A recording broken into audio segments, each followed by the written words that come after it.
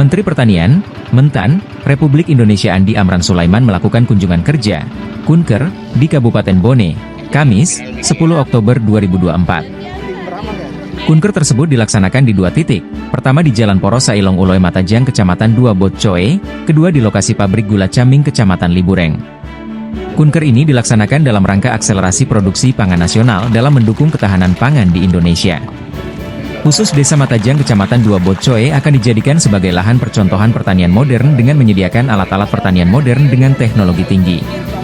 Adapun rincian luas lokasi yang akan dijadikan percontohan ialah luas lahan 1 ha, luas hamparan rencana tanam 198,7 ha, panjang saluran 7.750 meter, dan mesin pompa 6 ink sebanyak 1 unit.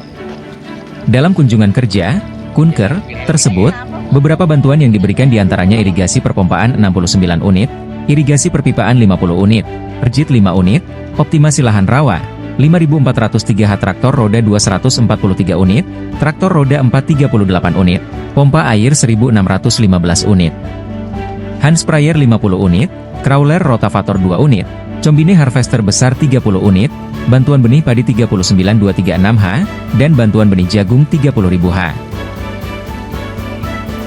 Memberikan bantuan khusus Sulawesi Selatan, seluruh Indonesia.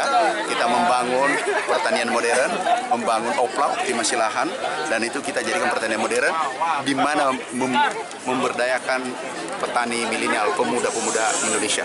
Sejauh ini sudah ada berapa yang kita sudah untuk petani milenial? Sekarang sudah 3.000 dan kita rencana 50.000. Kita rencana 50.000. Itu realisasi tahun ini, Pak? Iya. Sudah 3.000 mahasiswa seperti tadi. Oh ya, terima kasih, Pak. Download Tribun X sekarang, menghadirkan lokal menjadi Indonesia.